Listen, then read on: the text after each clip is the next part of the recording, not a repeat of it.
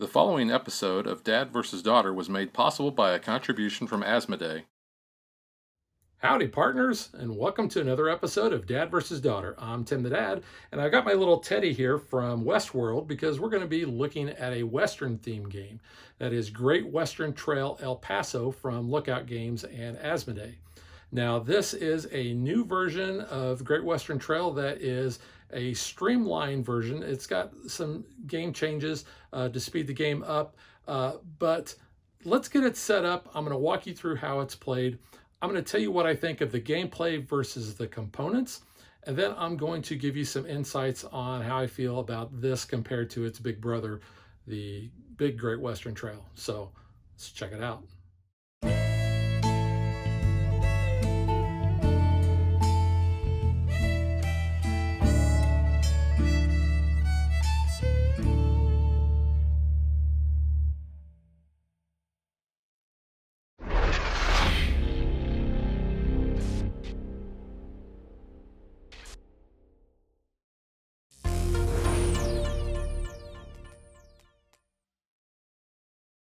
You're going to set the game up something like this. You're going to have your game board here, and you're going to be placing buildings out on designated spots. The only one that always has to be where it is El Paso. You can see that it is A, and we have a spot on the game mat that also corresponds to A. In your first game, it's going to tell you to go ahead and place those on the corresponding areas. So like here's the B tile, and that is on the B spot. We have C, D, E, F, and G. But feel free on future games, you can mix that up and place those where you would like. We also have blank spaces, and those are going to be used on the game when players are going to be putting buildings out. We're going to have our stack of worker cards. We have our cowboys, carpenters, engineers, and wild. We have our train cards up here. Those are double-sided. On the backs of those cards, there is a little star. So your first game, you're going to want to play on the non-star side, but future games, feel free to mix those up.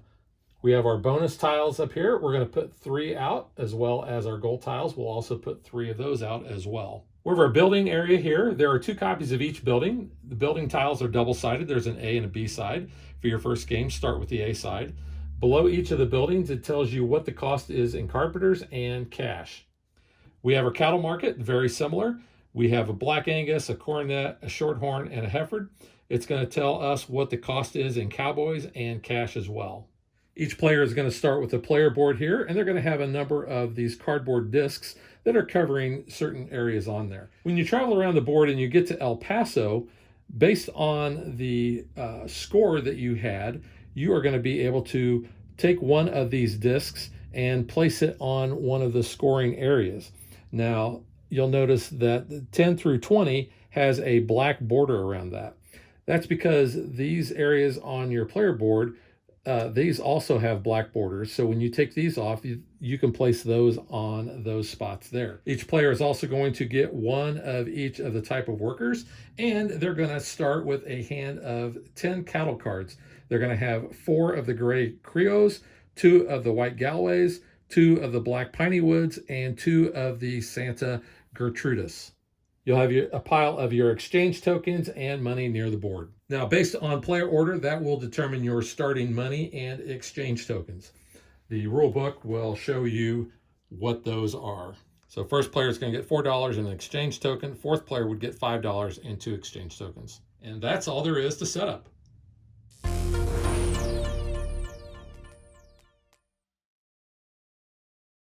To start the game, each player is going to take those 10 cattle cards, and they are going to shuffle them up, and that is going to create a draw deck for them.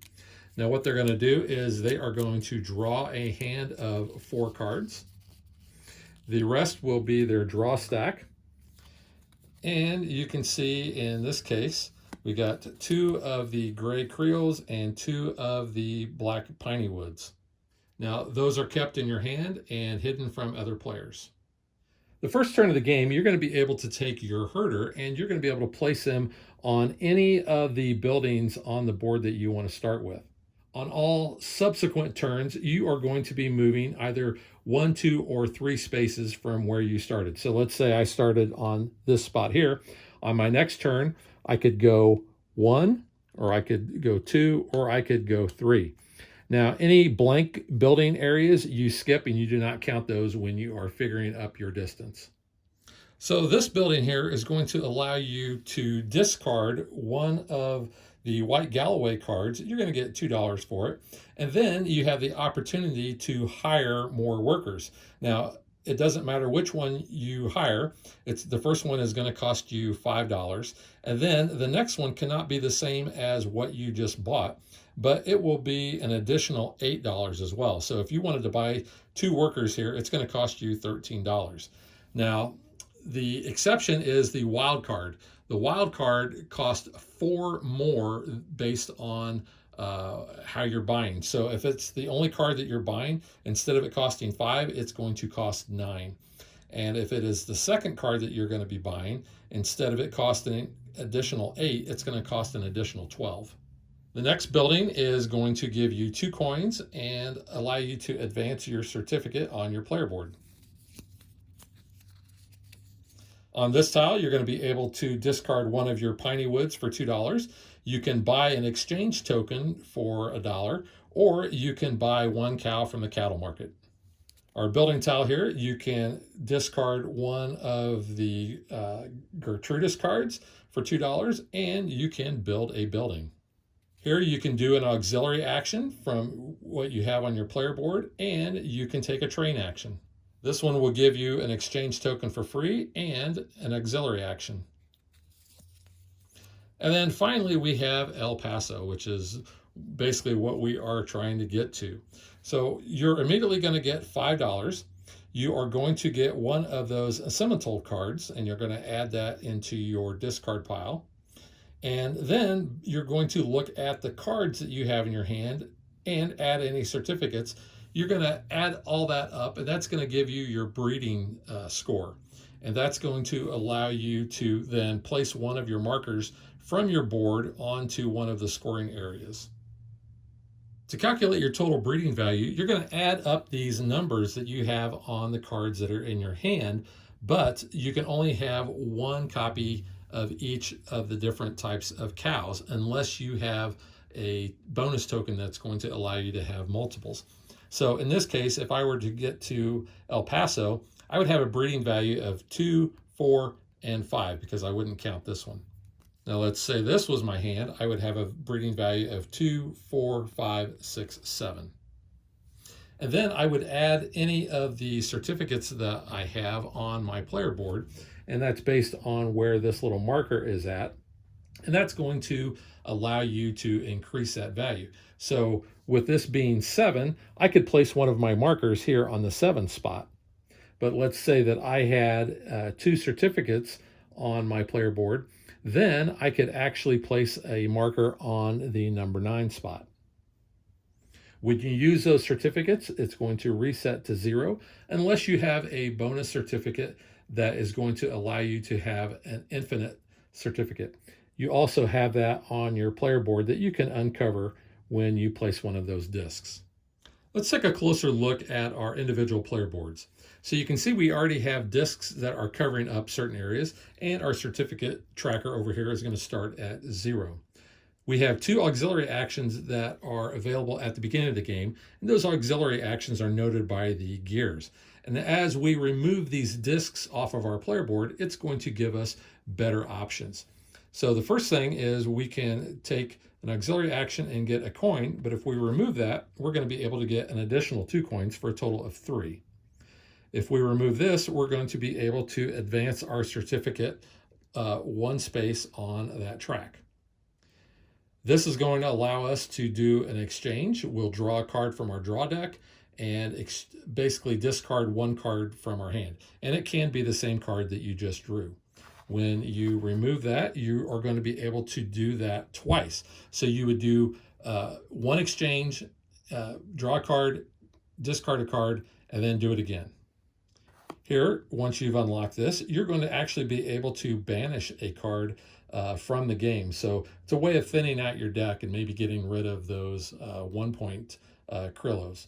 But you're going to see to do that, you're also going to have to pay 3 coins. Over here, you're going to get a coin when you remove this, and you are going to get 1 permanent certificate. Here, you're going to pay 4 coins, but you are going to be able to increase your hand size from 4 to 5. And then finally, your normal herder movement is 3. You're going to get 2 coins, but you're going to be able to add another, so your herder could move a total of up to 4 spaces on a turn. So those discs that we took off our board, when we're going to place them on the game board here, if we go here, and you can place any number of your discs on this spot. It's a 0 spot, and it's going to give you 1 coin. It doesn't matter how many discs you have, you're always going to get 1 when you add that. The 5 point will give you 1 movement on your certificate track. The 7 will allow you to take 1 of the gold tokens. The 9 will allow you to purchase 1 of the workers. 10 will give you 2 points at the end of the game and allow you to move along the certificate track. The 12, you can put any number of your tokens here, and it'll be worth 4 points at the end of the game. 14 will give you 7 points at the end of the game. 16 is another spot where you can put as many of your tokens as you'd like. It's going to give you 9 points at the end of the game, and you're going to get an exchange token.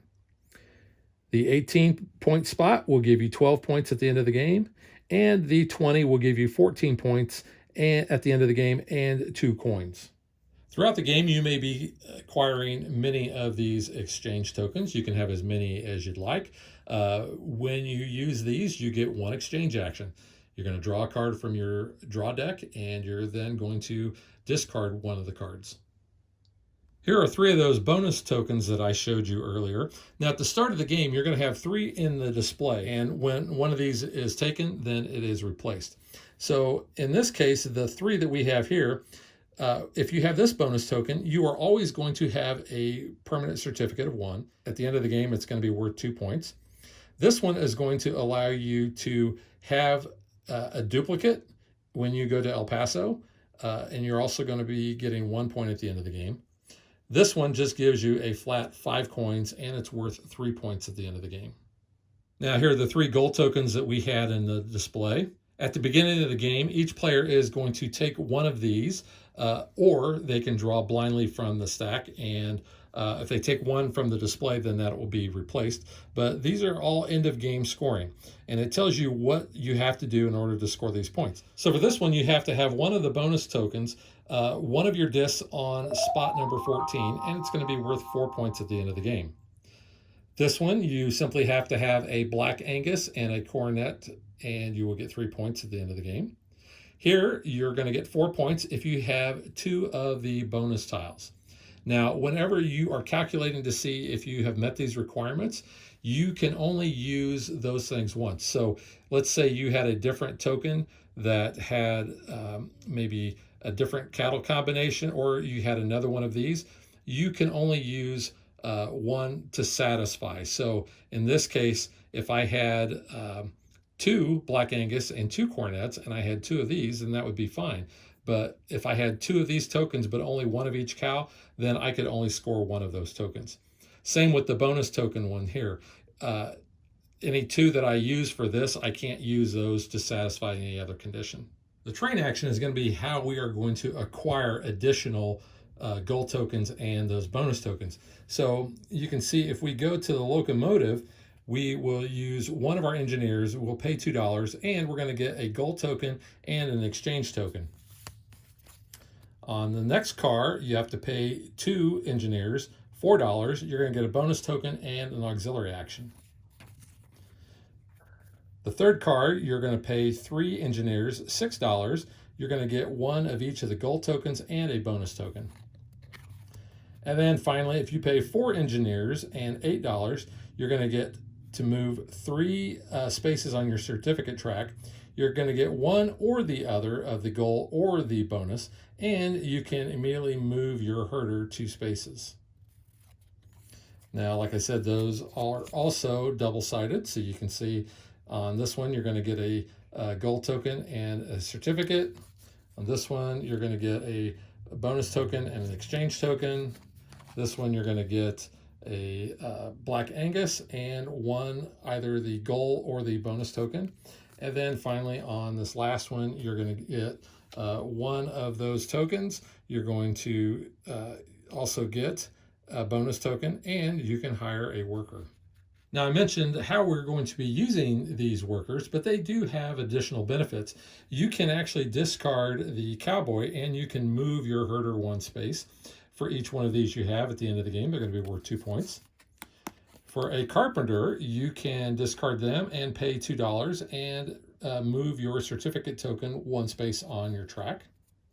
It's also worth 2 points at the end of the game. The engineer, you can discard them and gain a coin worth 2 points at the end of the game. And the wild, you can discard them, get 2 coins, but they are worth 3 points at the end of the game. And there's no limit to how many of these that you have.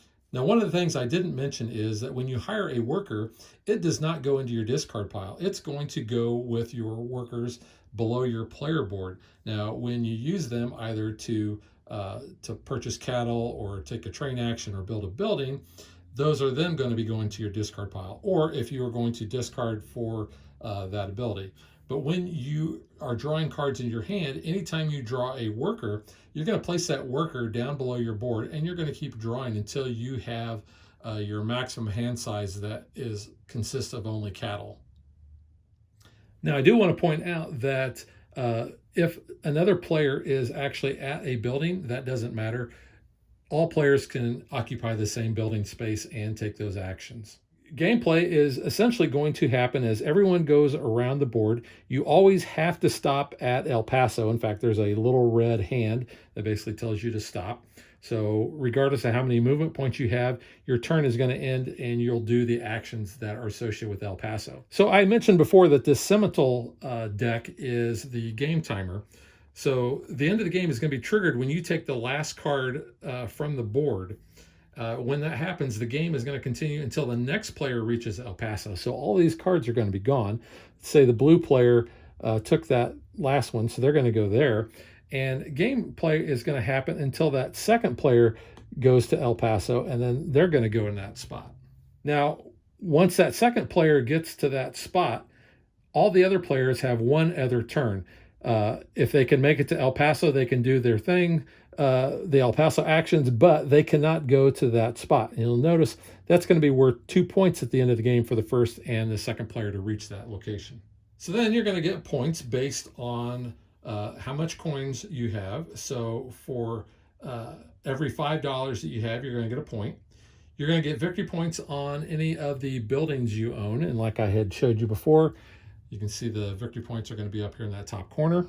You're going to get victory points based on the track down here where you have your discs. You're going to total up all those points on your worker cards as well as your cattle cards. Now, all of your starting cattle, you'll notice, don't even have a victory point indication on that. And those Simmental cards all have 0. But the cattle that you purchase, the Black Angus is worth 2, the Coronet is worth 3, the Shorthorn is worth 5, and the Heifer is worth 8. And you can have multiple copies of each of those. So if you can acquire, a couple of the Heifers at 8 points apiece, that's a pretty good point production. You're going to get victory points based on any of the bonus tiles you have, and then you're going to calculate how many of the gold tokens that you have, and you're going to score points for that. Player with the highest points wins. If there is a tie, the player with more money left over is the winner. And if you both tie on money, then you share a victory. So hopefully that gave you a really good idea of how the game is played. So now let's get to what I think.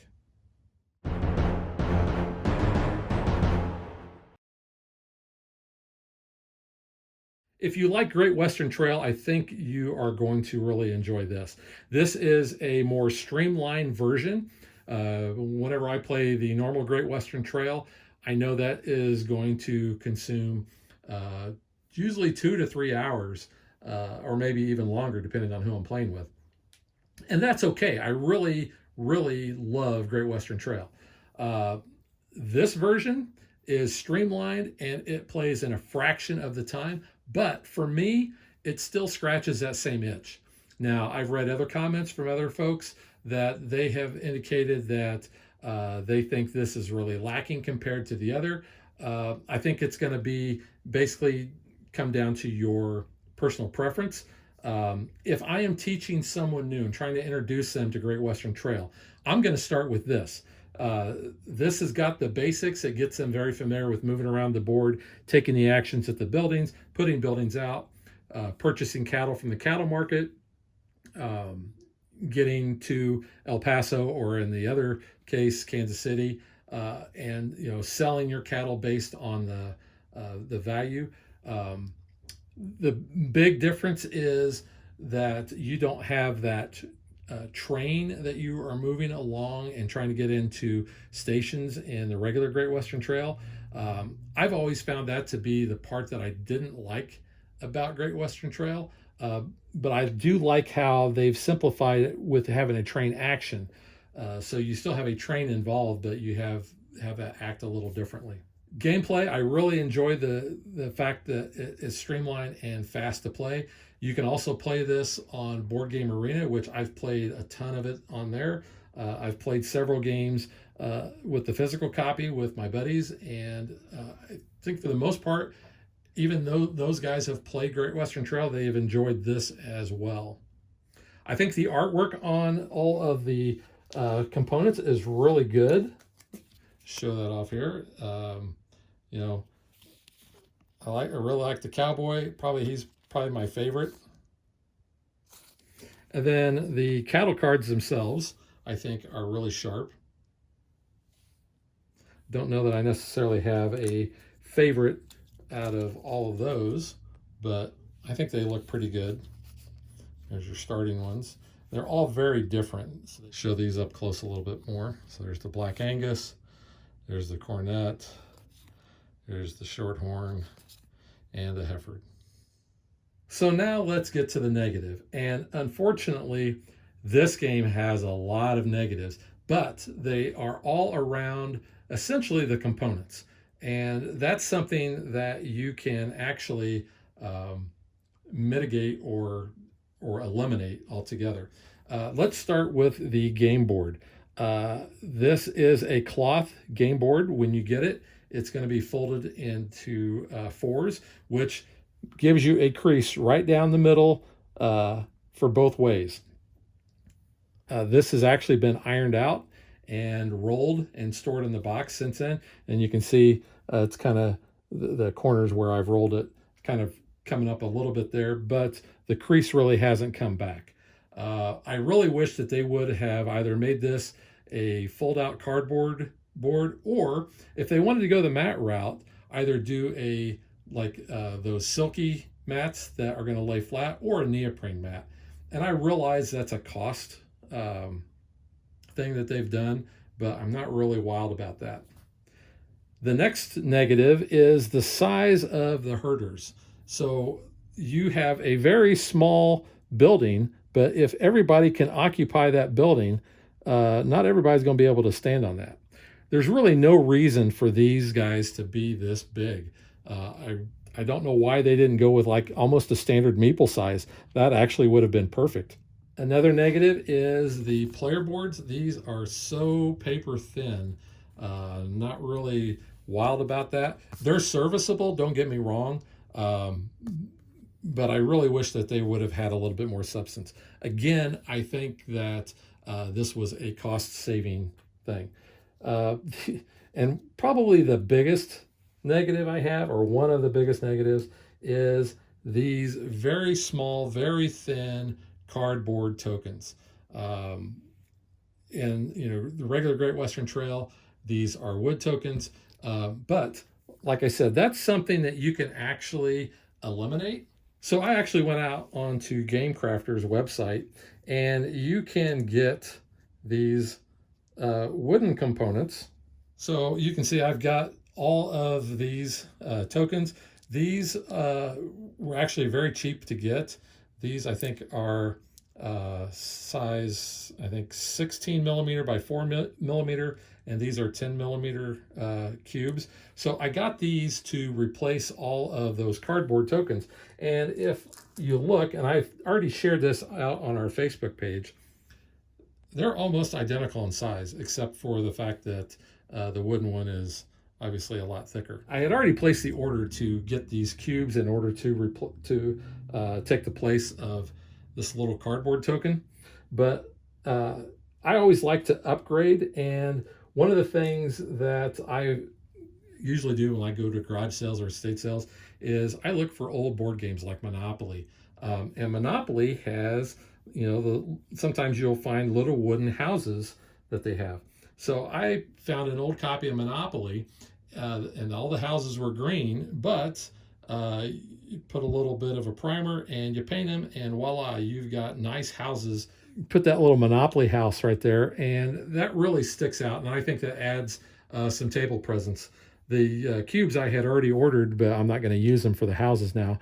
They're about the same width. The houses are just a little bit bigger. The cube is actually a little bit taller, but they're so much better than these itty-bitty little cardboard tokens. In fact, the cardboard token I don't think takes up, or the house I don't think it takes up any more room than what that cardboard token does. Maybe just a tad, but I think that adds a lot of table presence to that. So I really enjoyed that little project in making that upgrade.